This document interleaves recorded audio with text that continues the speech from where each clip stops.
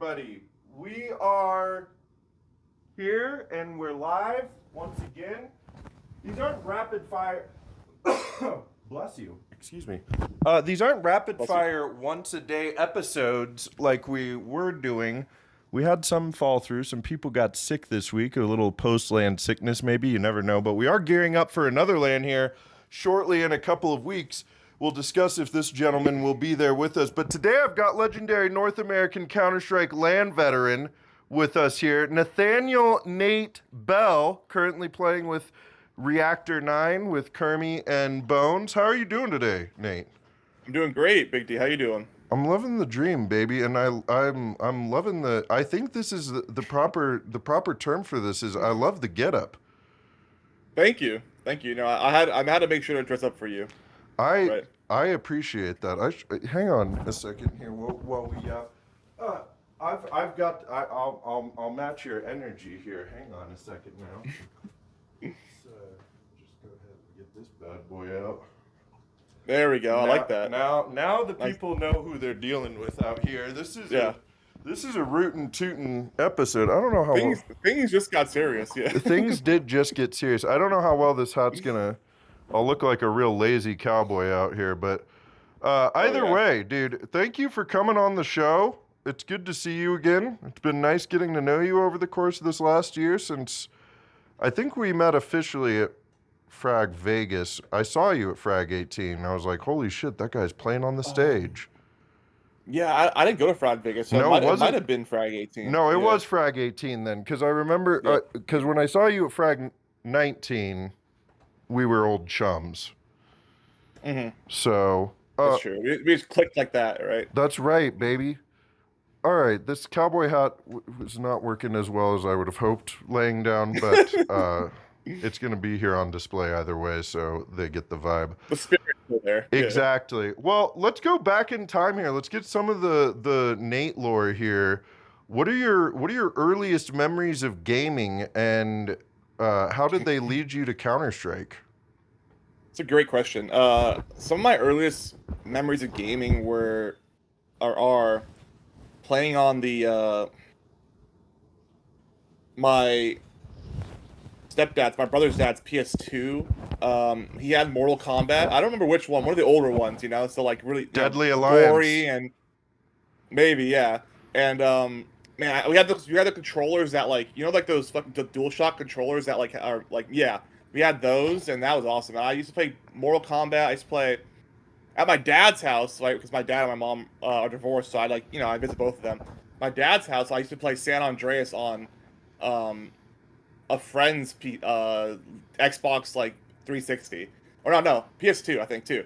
Yeah, so like those games were some of the earliest games. Yeah, and then I eventually got my own console. My mom didn't like gaming like growing up when I was like younger, like before like 15 I'd say. But I got my own console, a 360. And my brother's dad got him a PS3, so like we were like a split household, you know. So on the 360, I used to play Minecraft, a lot of like creative world Minecraft. I used to like build these TNT cannons, you know. And that was like my thing. I loved Minecraft. And then him and I used to play Guitar Hero. That was a lot of fun too. Me and my brother. Which the internet will know as of now, and recently seeing Big D was also a Guitar Hero expert back in the day. Oh yeah, dude, Guitar Hero was the shit, dude.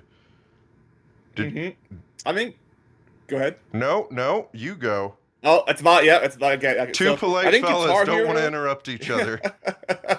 I think Guitar Hero, along with like my stepdad and my dad, like kind of molded the type of music I listen to today. Because I like, you know, like I don't know what Guitar Hero was, but I like classic rock, you know, hard rock, 80s, 70s. And then my stepdad listened to like, he introduced me to like Sode, you know, System of a Down, and I like that. I like them a lot too. So like I don't know, I was heavily influenced by like those types of games, like music wise. Dude, exact same. I realized as I became an adult and until I like started playing music like 5 years ago that my entire like music catalog and like what I listen to is influenced by Tony Hawk's Pro Skater soundtrack and anything from Guitar Hero or Rock Band. Like you can find all of it on any of those games. I think we talked briefly at Knoxville, or maybe it was Buckethead, but like Tony Hawk Pro Skater and like the MTV versus Moto, like you know that one game with like the four wheelers and the dirt bikes. Oh yeah, it was. I Like, was talking. yeah. The ATV versus Exactly. MTX or whatever it Yeah, was. yeah, like Trapped and like those like the I don't know what you call that, like not grunge, but The I think my like friends. new metal maybe. Yeah, I think new metal or just alt rock at the time Yeah, alt rock. Yeah, was the definition. My friends, because we were all burnout stoner kids listening to death metal, and if it wasn't screaming and heavy, you know, it was poser or whatever. We called that stuff butt rock, but like. But I think I've heard that term before. But actually. we didn't come up with that term. That term is a term. But I've also heard that term. I was like, what is butt rock? And somebody told me it's the phrase like when you're listening to the hard rock station where they say, where we play nothing but rock. Yeah, the hardest rock. Yeah. And it's like Wonderwall. Yeah, exactly.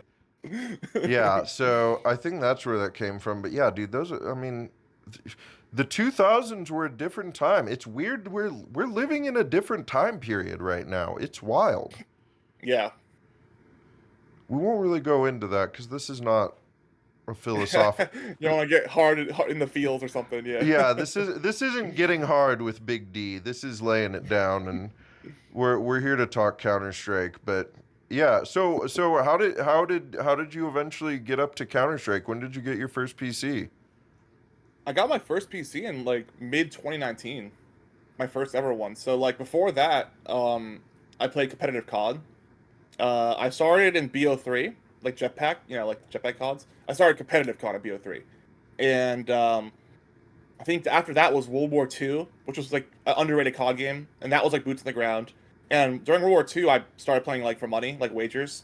So that was like S&D only. You put like so like there was wagers which you put like, you know, like $1 to $5 a match, like a BO1, which like best like first to six, whatever it was.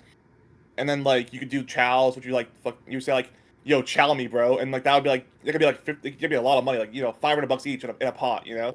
I didn't play for that much. I played for like usually if I play a chow, it's like 50 to 100, but still like decent money. And I was like 17, 16, so like, you know, I had a lot of money, but I used to make money, like I used to make money doing that.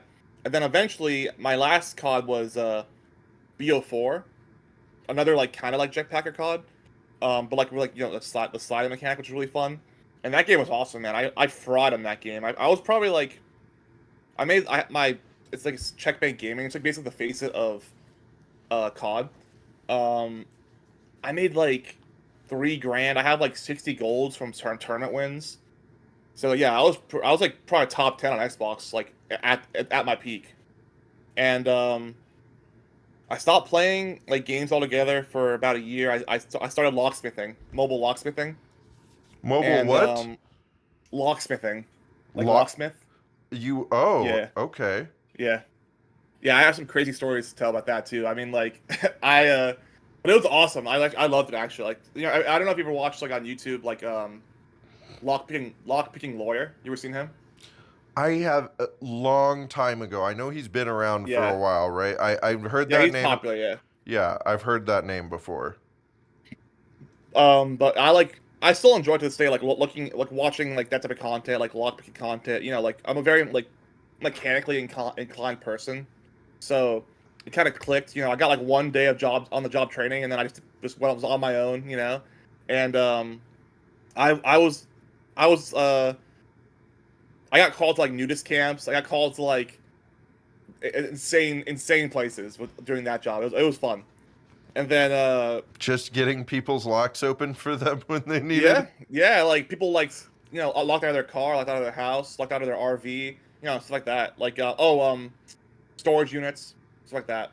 So I stopped that, and then I got my first PC. I bought it from a friend of mine, from a COD friend, for $200. It was a Ryzen, I think it was like 6800, and a GT 1030, 3 GB in 2019. It's like that was like super ass, you know. Like in Go, I used to get like 120 frames, like max, and then, but still, like, I was playing MM and I was like fragging out still, because like I also, part of the reason that I attribute like kind of my relatively fast climbing of like the CS ladder, the competitive ladder, like, I've plateaued a little bit now because like I'm at a relatively higher, what's it called? Relatively higher skill ceiling, but like in Yeah. terms of like the general player base. But before, like, I kind of came from competitive COD, and I utilized like what I learned from like grinding that scene to the CS scene. So like a lot of these players that you talk to today, they have like 10K hours, 50K hours. They play like 2,000 games, right? Like wins. I have 500 matches, like wins and go, like that's it. And At then like the, so I when started, it ended, you're like, how many yeah, competitive wins? It was only like 500. 500, yeah. That's wild. So like Mine I was put a lot of 2,600. exactly, yeah. So I put a lot of time in workshop maps, like learning, like I understood what mechanics I needed to learn to get better. It's like counter strafing, crosshair placement, right? And I worked on those offline. And then like of course I played the game with my friends like in MM, but I hopped on Face It really early. I think I started Face It when I was like around 3K hours and go. So, and then I've been on it since then. So I think like playing COD, starting, even though like I was a kind of a late bloomer, so to speak, like getting into the CS scene, I sort of climbed the like I climbed the skill ladder, the individual skill ladder relatively quickly. I actually have a friend who used to play. I don't remember which. I think it was Black Ops 4. He played professionally, but he used to Hmm. be a professional COD player, and he's played Counter Strike now in the last like 4 or 5 years, and and he had the same kind of like jump, not because the games are similar, but because, like you said, you understand the work ethic it takes to get to that level Yeah. faster, and so you can apply that a lot quicker than somebody who, like myself, has never been a professional gamer in my life. I was good at Rock Band and that's it, and Hmm. I have always been good at games, but I've never understood what it took, so I just played thousands of matches, and now Yeah. 14,000 hours later I'm like okay at the game and know what I'm doing, but there was obviously a much more effective and like efficient Hmm. route to get there. Um, yeah, wait, well, and now you talked about the plateau that you're on, where you guys are with like Reactor 9 with your core as a team. Like, what do you feel like is the next hurdle? Like, what is the next step for you guys? I think you guys are a top advanced team, nearly ECL, basically, Yeah. basically, right? You guys go to LAN. Like, what in your mind are the hurdles for you guys to jump to get to that next level? Well, it sort of ties into what you're talking about in terms of like you playing like a lot of just games, right? Like just playing games to play games, right? It's like I look at it. There's no right way Right. to become good at something. I feel like look at players like Zywoo. Like he doesn't aim train. He like hopped on like it's like first season of main. He was like the best. I saw the ACA post like on Twitter like the best player in like the league like his first season of main or whatever, right? And then there's players like Elite who like actively aim train and like are very micro mechanically driven, right? So my point is, um, as long as like you kind of have that drive and have that mental like fortitude to get better. Because you were talking about, I remember you mentioned before, Big D, like you played that first land match and you like fragged out and you had a lot of fun. I mean, kind of like so it's the same thing. Like what I'm talking about, which is it's you can get there however you want to get there. It's just about once you kind of realize what you want to do to like work towards that goal. Like start working on getting better and playing competitive, right? And I relate that to my career so far as because like I made playoffs. My first advanced playoffs match was probably, let's say, what was 55 now, was probably like season 51, so relatively recently, and it was with a roster. So me, Vinny, CLX, Vulcan, and Kermit. That's the five. And we weren't practicing. We were just pugging on Face It, and we show up the mattress and just pug, right? I was calling, like, you know, like pug strats, you know, and we made playoffs, 9-5 regular season, 1-2 in playoffs, you know, not terrible, not the best, but like for me, that's like a huge win. Right. And since then, we've made playoffs every season, and it kind of like, and sort of tie it back to what I was saying is like we made playoffs every season, and those were also the first seasons I've ever played Counter-Strike like on a team that we did practice on. You know, so it's kind of counterintuitive, right? Like you would think like, oh, you continue practicing, and you know I would have made it, and that's probably true. But at the same time, like it's just about playing the game and winning. You know, like you could do it so many different ways, and now with the you know departure of Vinny and Josh, we're like right on the cusp, like as a team, like even like last season, right? Like we're right on the cusp. We're beating ACL teams, you know, like with relative frequency. I think we were top. I think we were like 13th in advance last season. We just need that VRS, you know, that sweet VRS, and I'm like super confident we're gonna get it. This like 100%. Like within whatever next qualifier happens, whatever like is announced. Like we were gonna play OSS, but it got merged with Crossfire. Yeah. So we kind of missed out on that. Yeah. Rest in peace. But they call it a merger. It's not a merger. No. Whatever. Yeah, I'll go into it later. Another can of worms. Yeah. Yeah. Oh, what's your cat's name? This is Momo. He's got to be a part of the show. We got Momo right here, and then the dog is laying right next to us as well. That's Garcon. Garcon? Garcon. He's a French Shepherd. That's awesome. Yeah, they're both good boys. Yeah, they look like good boys. I have two boy cats, Little Cat and Juice. Oh. Do they fight a lot, or do they get along? They get along, yeah. Juice, like, the only time, like, there's, like, any sort of, like, you know, like, male dominance is, like, kind of Juice, like, likes to eat first at the food bowl. You know, they have 2 food bowls, but, like, Juice, like, gets his pick, you know? Right. But that's it. Like, they don't fight or anything like that, so they're good boys. Yes. Yes, they are. I also have a snake, a Western hognose snake. You got a snake? Yeah. Is it named Big Do you want to shoot? No, it's named, her name is Augustina. Augustina? Yeah, she's a Western hognose snake. Do you want to see her? Yeah, I want to see the snake. All right, I'm gonna get her. Hold on. And no, this is not turning into an OnlyFans episode, folks. Momo. Augustina.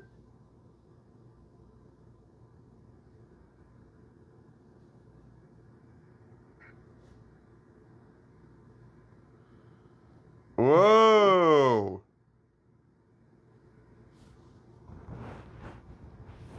Oh, it's okay. What kind of snake is that? She's a Western hognose snake. So if you can see her snout, how it's like up, it's like a shovel, right? Yeah. Her nose. Yeah. So they dig in the ground, and she's really good. Like she doesn't bite. Like she's bitten me twice actually, but like both times it's because I was like feeding her, so like she could smell the mouse on me, you know. So it's not her fault. And I believe she's called a like her morph, like because you can see her colors. Like she's kind of, I think it's called a anaconda morph. So it's like she was like bred to have these distinct kind of colorations. You can see kind of her little spots and her black belly there. Yeah, dude. Yeah, she's awesome, man. I love her. She's like, these snakes, they're considered like the orange cats of the snake world, because they're like so emotive, right? And they all have very different personalities. That's so cool, dude. What's it like feeding that thing?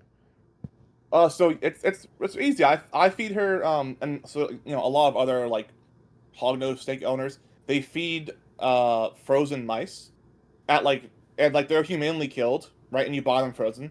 So and basically like the size of your snake is like what determines the stage of life the mouse was at. So like there's different terms. There's called pinkies, which you can imagine are like the like yours like a baby mouse, it's like a very pink, like newly born mouse, right? Right. And then it goes like pinkies, fuzzies, furries, and hoppers is the progression of life. So like you go from like the very smallest to like the full grown size mouse. Dude, that's wild. I don't mean to be Yeah. rude saying that thing. That's a rude way to refer to her. No, it's but okay. It's okay. but Yeah. I've always that's been the part of snake ownership that I'm like, I don't know if I could get over watching a live mouse get eaten over and over again. But if you're feeding it a frozen mouse, I think that's Yeah. a lot easier. I mean, it's a part of the cycle of life, right? Like Hmm. it's not a freakish thing to have the snake eating what it's supposed to by any means, but I'm Yeah, it's a lot easier when they're frozen. I mean, I could feed her a live mouse, but I also, like I can definitely understand people that are hesitant to do that. So I'm glad like they're frozen is an option. But like, oh, I didn't mention it, but you don't like feed it to her frozen. You thaw it out. So you like what I do is I put it in a glass of hot water in like a Ziploc bag for 10 minutes, and then like I let it cool down for like 5, and then I feed it to her. So it's like lukewarm, so she can kind of sense the heat. She's a good eater too. She like eats every time I feed her. I feed her on a schedule, and she's about she's a little over a year old now. I was just gonna ask, That- how old is she? Yeah, so they don't get they don't get too big. They're about like I think 1.5 feet is probably the max. I would say maybe 2 feet. I think less than that though. How They're, how old do they get to be? um, it's a good question. I think if I had to guess, around like 10 to 15 years, maybe a little less, like 10 to 12. Oh, she's hissing. Is she? She's angry. Yeah. Does she I'll not? put her away. Yeah, dude. Oh, Thanks for. she's good. No, she's good. I think she's just hungry. I Oh, gotta feed her today. how often do you have to feed her? I feed her once every 5 days, but she can go like they can go like weeks without eating because like she actually just shed, and like during like their shedding process, I don't really want to disturb her. So like that's like over a week of like her just chilling and not eating. But like generally probably like every 5 to 7 days I feed her. God, you're making Yeah, me I'll put her want a away real quick. snake. Yeah. Oh, they're awesome. I mean, I'll take it.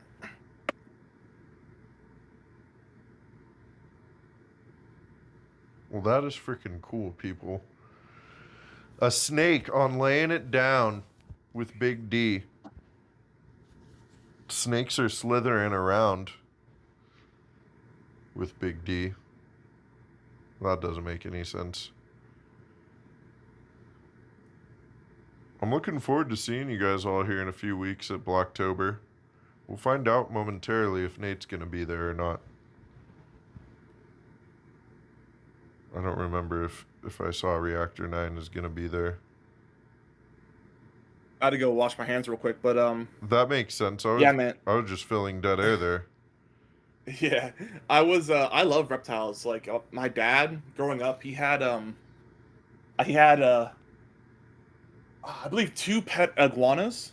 One like full size male iguanas. One was named Rex. So, and then like I've had snakes. I've had iguanas. I had a tarantula. I had a Goliath bird eating tarantula. Yeah, she was insane. Her name was Lily, and she was like as big as a dinner plate, like this big. That's Crazy. you know you can miss me with the spiders as pets. I mean, Yeah. I hey, if other people are into it, more power to them, and I respect it. I've seen some really cool stuff. I visited a friend in Denver one time, and this was like 11 years ago, but I visited a friend there, and his roommate had, I mean, their entire house was just all the walls had like little spider cages, and they must have had like 300 different tarantulas in that house, like lining the walls, Awesome. and a lot of them were, a highly aggressive, venomous, deadly ones and whatnot. Yeah. I mean, it's cool. It's cool to see. Like, it was cool to see all that stuff, but spiders, big spiders are.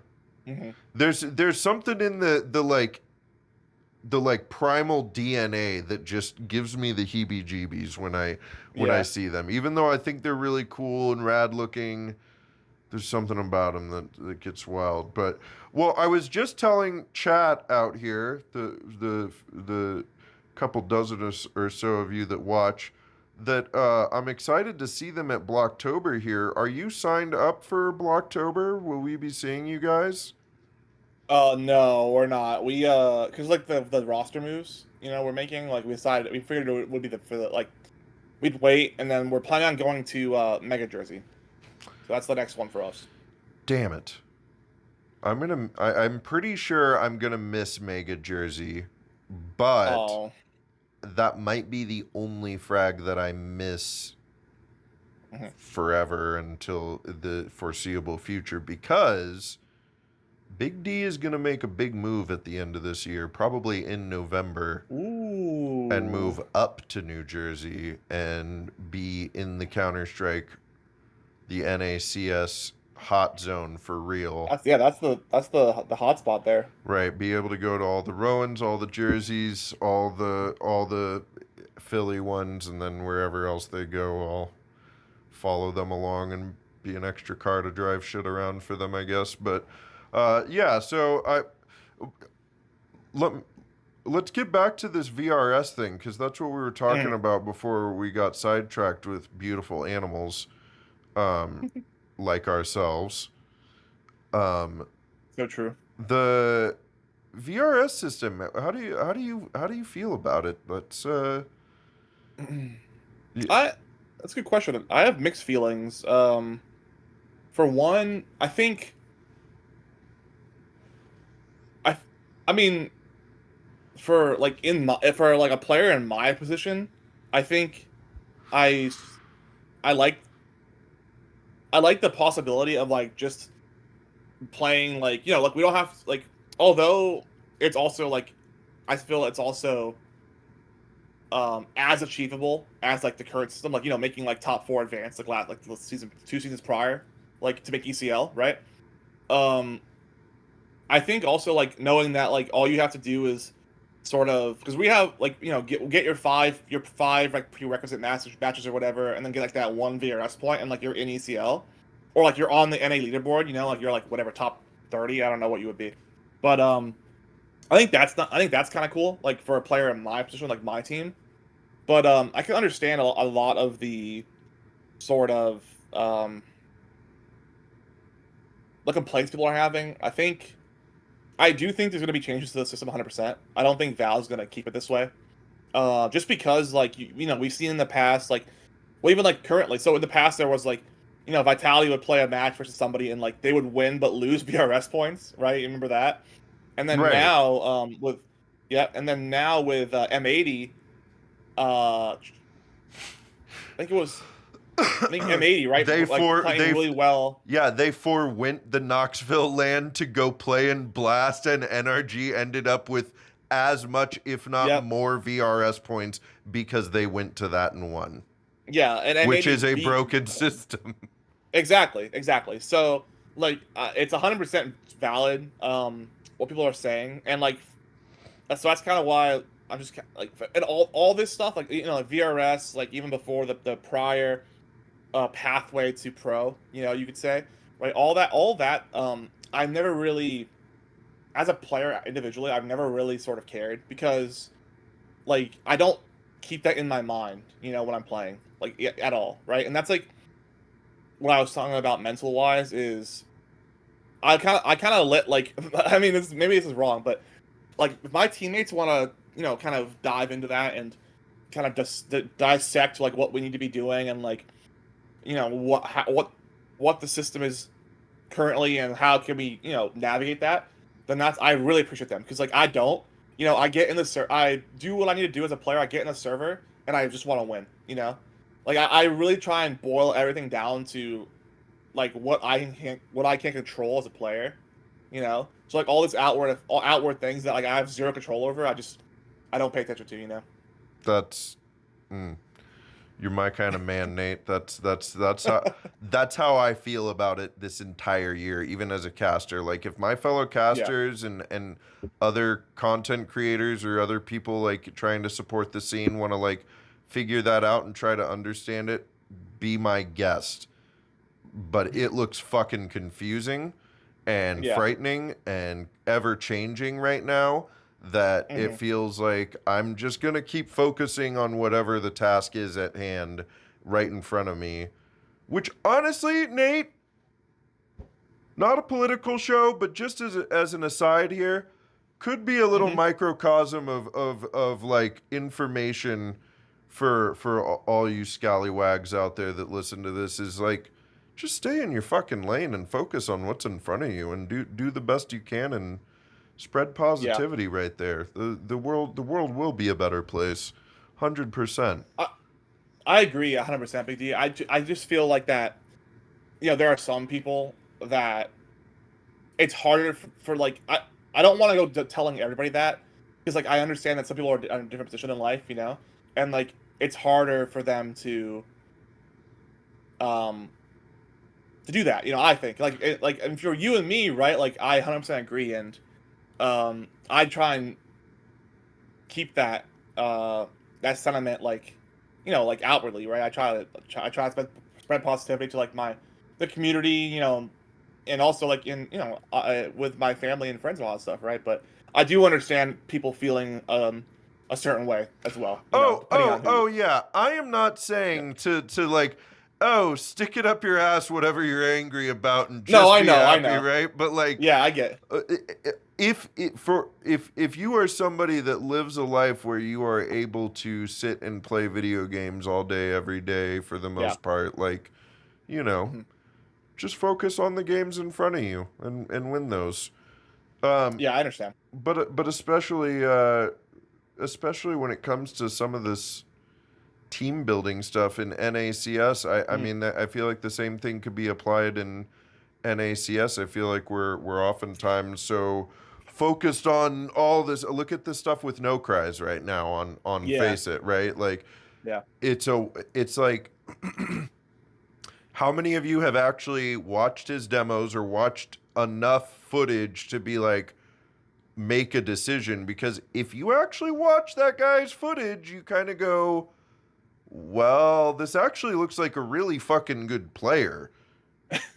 I've seen a lot of clips. I played against him in Pugs. I think, I don't know, I'm like, I give people too much benefit of doubt all the time. But the thing with No Cries and like a lot of these other players is like, I want like the best of NA to be like good, like to be, you know, like real people, to be like, you know, like someone you can like talk to and have a, you know, and like enjoy talking to. And I'm not saying I don't know No Cries as a person, but like for him to like be super shady and like to like be so nonchalant about the cheating accusations and like have a new Steam profile and like no one knows who he is, like what he looks like or anything like that. It doesn't seem to me like the most honest person. You know what I'm saying? Sure. So like if he's like the upcoming GOAT, it's like, oh man, like I wish we had more like, you know, we had better representation in North America. You get what I'm saying? Yeah. So we'll see.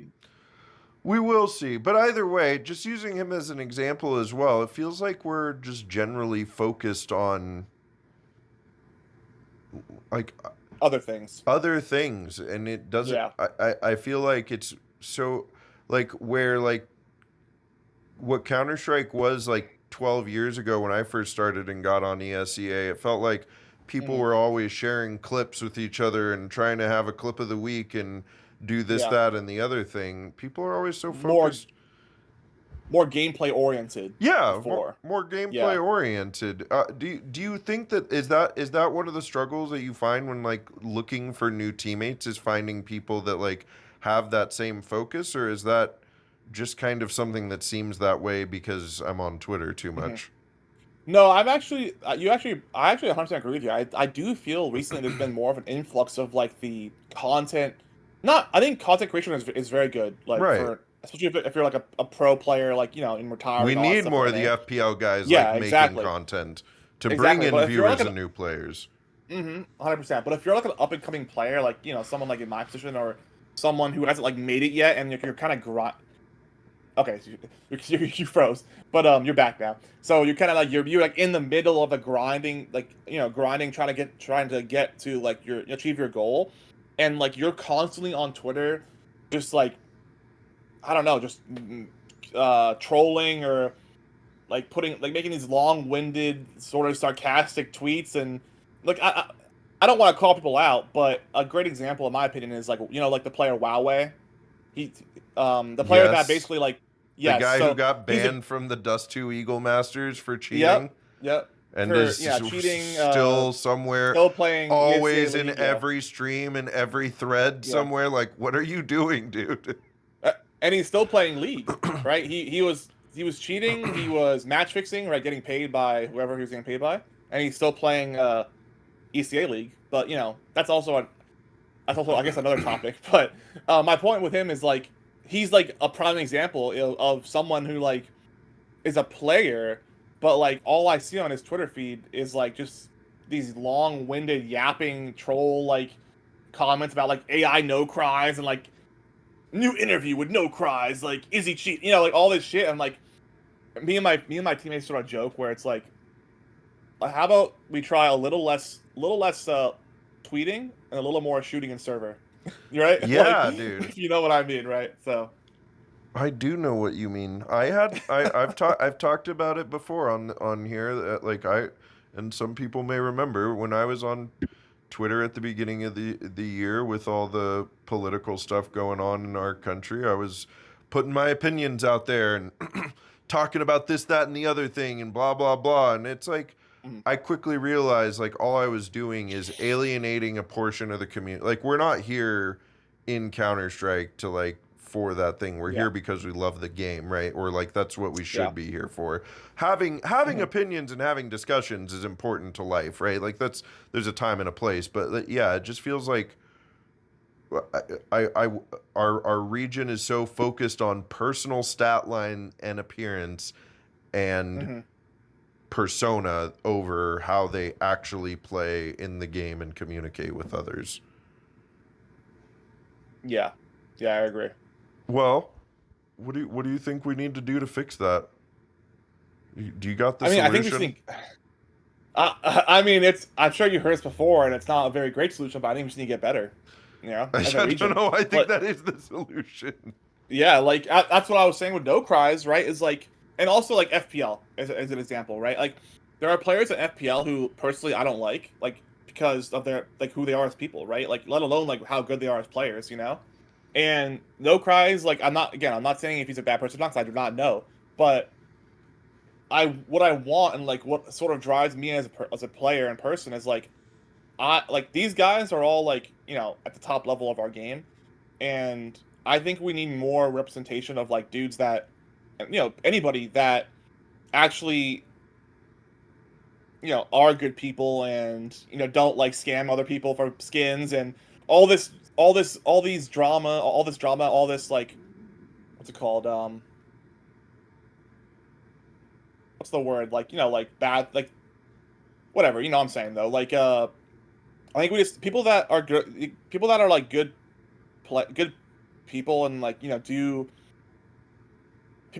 what am I trying to, I guess my point is like just we need to change how NA is represented, and like that what that means is like you have to get to that level of like being able to represent NA, like in FPL, in like the top of advanced, in ECL, whatever, right? Like I don't know why like there's such a like a high concentration of kind of shady people at the top, but like I think we need to change that before we can kind of keep moving forward, We need more professionals in the scene, like people actually being professional. More nitros in the scene. Like Nitro's always been a prime example of what I don't know what that guy believes in. I know that he puts a smile on his face and sounds like you only hear stories about him being a rock solid teammate and a good dude and like kind to those around him. So it's like we need more people like that should be the prime example that young players coming into our space should be looking up to, and we need more examples like that because,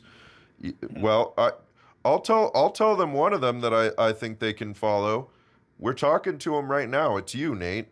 You embody that at every lane. You're so kind and warm and lovable to everybody that Thank you. you interact with. That's why, dude, when I was casting at Knoxville, and I might have been even casting your game, but like you had a spin move on somebody in the server and you let out a fucking Oh. roar at them. It might have been Yeah. against Audic or Tate. I don't remember who you were playing, but whoever you were playing, you let out a roar against them, and I was like, oh my, that must be scary to hear Nate yell at you like that, because that guy does not seem You know you did something bad, yeah. Yeah. If I get up and scream at you, you messed up. Dude. Yeah, dude. Well, how important is let's talk about this EU arrival at Blocktober. How do you you said you guys aren't playing as you guys are going through roster changes, which makes sense. Yeah. But how do you feel about all this EU talent showing up at our homegrown land? Personally, I enjoy the opportunity to play against the competition, right? Like, you know, at Knoxville, for example, playing against Odic. Yeah, you guys got to play you know, against Cold Zera. Yeah, we play against Cold Zera. I mean, we play against, you know, the homegrown Blue Jays, or I don't know what their Skin Rave maybe. Skin is their new Rave name. now. Yeah, but and we lost to both of them, but sort of I appreciate playing against those levels of players because it gives me perspective, you know. And I also understand players that complain like of this sort of influx of EU talent and like Brazilian team, like these Brazilian teams like getting joining or playing at frags, because like so it sort of is, especially Blocktober. It's a prime example of like there is sort of a kind of choking of like the NA opportunity, you know, like at like the homegrown frag, right? Fragadelphia. So I think both sides are valid. But I also think like as a player, as a competitor, if you're trying to reach that level of like, you know, even at Odic, which is like top 40 in the world, I think at the time, you have to know what that's like, you know, like, and I do, like, I'll remember that forever, right? Like, and that's sort of what in the back of my head, like, who do I need to beat, right? Do I need to beat, you know, the next 7-7 advanced team in League next season, or do I need to strive to beat Cold Zera on Odic, right? I need to strive to beat Cold Zera on Odic, because if I can't beat those guys, then I'll never make it to where I want to make it, right? I can play and beat like, you know, advanced teams all day, but if I want to be more than that, you know. So I think it's good to experience for now, like in North America in this climate. But I do think that changes need to be made, right? I think whatever if Frag locks the amount of like these EU teams or Brazilian teams that can attend, or if Valve changes the VRS rankings, the VRS system to like it doesn't matter that much anymore, whatever it may be, I do think there do need to be changes. But I do appreciate the opportunity like currently. I think so. Yeah, that's how I feel about it too. I can understand where people are frustrated, especially because this is not my thought. I don't remember who said this, but I think it was on here at some point. It actually might have been Munster I was talking to, and not on here, but somebody I talked to recently was talking about the fact, like, one of the things in America too is like the average player spends so long going from installing the game to making advanced or like top advanced, like that journey is so long in North America but like it's the journey to like advanced is like in our region just learning how to be a good teammate and learn the like basic fundamentals of good teamwork and like having a strat book essentially, right? Like not and you don't even, like you said, you did better not having a strat book and just feeling your calls out and pug calling through seasons, right? So like that's where like advanced is, whereas like that's intermediate in EU. Exactly. The IM teams in EU, they're the ones with the like basic strat book understanding and flawless fundamentals, right? Like that's what they're practicing over there. So the ceiling is so much higher that like for how long they take getting to advanced in North America, when they go up against somebody who is like leagues above them, like an NIP or like a world-renowned team, they're Yeah. suddenly like, oh shit, I have just as much longer to go, and we get Hmm. we get, you know, dejected and degraded and sad about it, and yeah, it's one of those things where it's like, I think we just have to keep plugging away and be grateful for when these opportunities do come to, like, just like earlier this year, all Yeah. the major Dallas and and Austin. Dallas, Yep. yeah, all that Yep. talent was playing in our servers, and all of our greatest players in the region were getting to soak up some of those plays, right? Yeah. Like, it was a lot of fun. Like, the more that EU does start infiltrating our system, and EU isn't contained to just EU because they want to go branch out, that will lift other regions up. You just have to be ready to Hmm. soak up that knowledge, and, like you said, have the mindset you have of understanding, well, do I just want to beat Take Flight or Lag, or do I want to beat Odic or Ninjas in Yeah. Pajamas, you know? Like, Exactly. yeah. Well, I think this has been a lovely conversation, my friend. And Oh damn, are we at a good time here? we're dude, yeah, at the beginning of this you're like, holy shit, an hour. It's already been 46 minutes. Uh Damn, time flies when you're having fun. That's what I'm saying, dude. This is not an interview show where we're gonna grill you and then tell you if you got the job 2 or 3 days later. We're just laying it down here with the critters and yapping about Counter-Strike. So I do have a couple more questions. One is not really Awesome. going to be that applicable because I think it's pretty self-explanatory where your name Mhm. in-game name Nate comes from. Yeah. Nathaniel Bell. So, well, it But tell us comes about going how back to my the spelling. Yeah.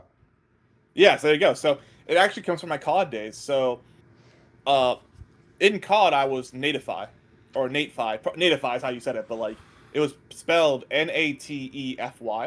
That was my in-game name, right? My gamer tag. And then for my Checkmate gaming profile, the name of that profile was Nate, Neight. So I just I I started also in Counter Strike. I started off with a Newt B on Face It, NOOTB.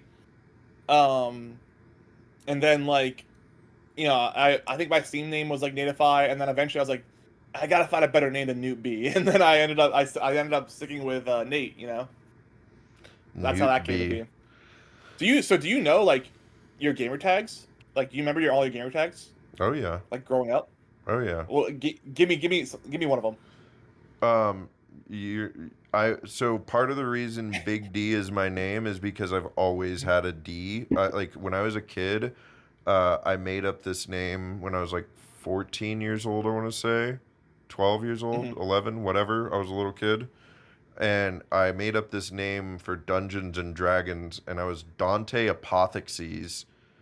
and Ooh. and so all these people called me Dante for Hmm. like my Halo 2 days through the 2000s. So I was Okay. and when I was a really edgy teenager, I thought spelling the genocider with a bunch of leet speak was really cool and edgy, and I thought it sounded badass. And I remember my dad at the time being like, dude, can you not call yourself that? And I'm like, dude, no, it instills fear into the hearts of my opponents. And yeah, that only lasted like 6 months or something like that. But after that, I rebranded again, and I went to Neo Dante, X Neo Dante X.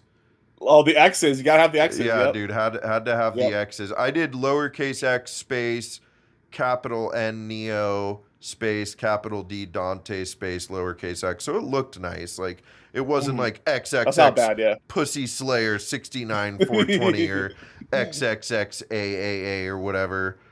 Yeah. God, those names were fucking awful to read back in the day. But I, I did that. I did that, and then so that was like when I was like 16 or 17, and then that's also when I started smoking a bunch of weed, and I was at a friend's house really stoned one day and tried spelling X not Neo Dante X out, but I just spelled X Dante and slammed a couple R's at the end because I was frustrated, and my friends started calling me X-Danter for a very long time. So for a while there, I was X-Danter, but Dante was like my main name for a while. And then when I got my first PC in 2013 and started playing Counter-Strike, that's when I started calling myself Dayman, like from It's Always Sunny in Philadelphia, if you are familiar with that at all. I'm familiar with the show, but I haven't seen it. Yeah, so there's an episode they sing about the Dayman. Those who know, they know. But Those who know. I was Dayman on Counter-Strike for 10 years, and then I changed it to, as I started like really getting serious about casting in the last couple of years. Momo, don't knock my camera over, fucker. No, Momo. Yeah.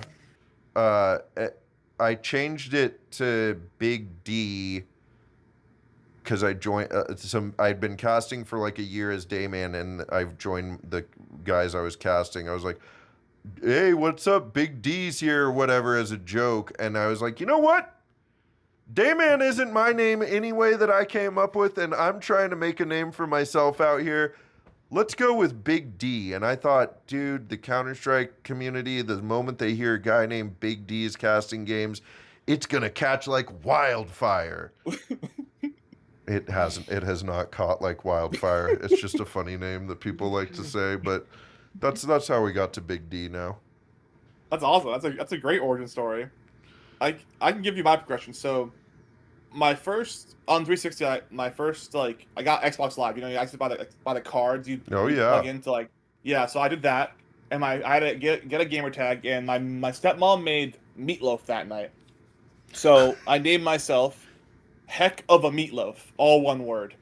All right, and then from there I went to Meatloaf 203, and then when I got serious at MW2, XOX Meatloaf XOX, right? You gotta have the X's, and then after that, when I actually started playing competitive, competitive COD, I went to UMG Meatloaf, because like UMG was another third party website, alongside like MLG and Checkmate Gaming, but it died.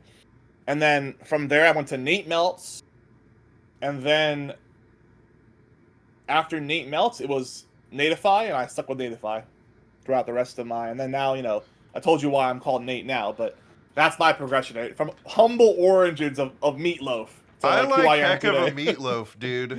That's I'm gonna drop that if I cast one of your games on LAN, which will happen someday. But man, that'll be awesome. Next time I do, I'm gonna refer to you as Heck of a Meatloaf and drop that lore for the people on stream. Yep. That's good, dude. All right, well, I got one last question for you, Heck of a Meatloaf, and it's a heck of a question as well. If you could talk to a younger version of yourself and give them some advice, what would it be? It can be Counter-Strike or COD or esports or life-related. This is your opportunity to get on a soapbox and preach. It's a good question. I'm not really a big believer in regrets. Like I don't have really many regrets currently, and I'd say for me, I'd say just the big thing is just like stay in the gym. I think that's a big one. It's like when I was in high school, I used to play I was on like the varsity baseball and football team, and I used to do two-a-days every summer, and I was in the gym all the time, and like I was ripped. And like since then, like junior year, I like stopped working out, and I have not gone back since. I like intermittently, but like not seriously.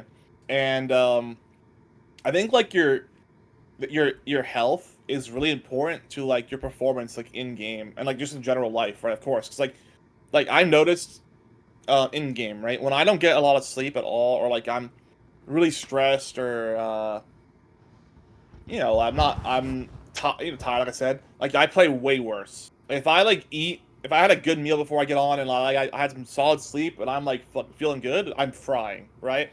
So like I think that's a big part of it is just make sure you stay healthy, because like your health's like one of the most important things you have, right?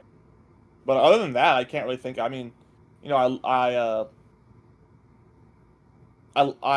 love myself. You know, I love my family, my friends. You know, I love the CS community and the friends I made along the way. You know, I love you, Big D, and you know, that's all I can ask for really. Aside from that.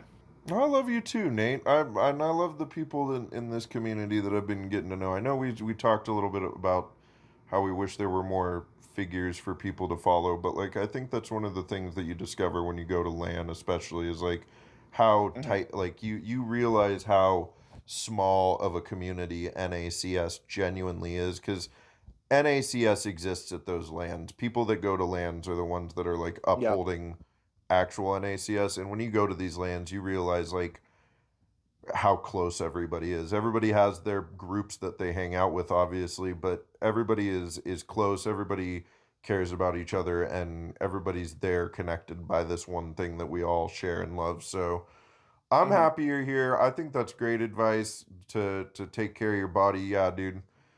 Gotta. Trust me. I'm 35 now, and I'm looking at those pictures of me when I was a 17-year-old skinny little twig. I'm like, oh Yeah. my good lord, dude, you do not have the same metabolism. You have to work. You got to do a little work to maintain good health. It turns out. I So understand that. yeah. All right, dude. Well, thanks for joining us here today. And before we go, the last thing, just like Hot Ones, if you want to this camera, this camera, this camera, let the people know what you got going on at home and what's next and where they can find you. Any shout outs or plugs? This is your time to shine, baby. It's been your Man, time to I shine the actually whole time. I appreciate that, Big D. I've actually never seen Hot Ones, so I don't Really? get the reference. No, yeah. Go watch an But episode of Hot Ones. I do have some shout outs. Shout out to my teammates, you know, Kermie, uh, Bones, and Colby, our coach. Shout out to my friends, Luke and Calvin. You know, shout out to our org, Reactor 9. They've been really great so far. I appreciate them a ton. Hey, we're LF2. Any solid players want to hit me up on Twitter at neight CS? You know, feel free to do that. Hell yeah, dude. All right. Well, I appreciate you coming on and doing this with me. And that takes us to about exactly an hour. So that Perfect. is it. Ugh. And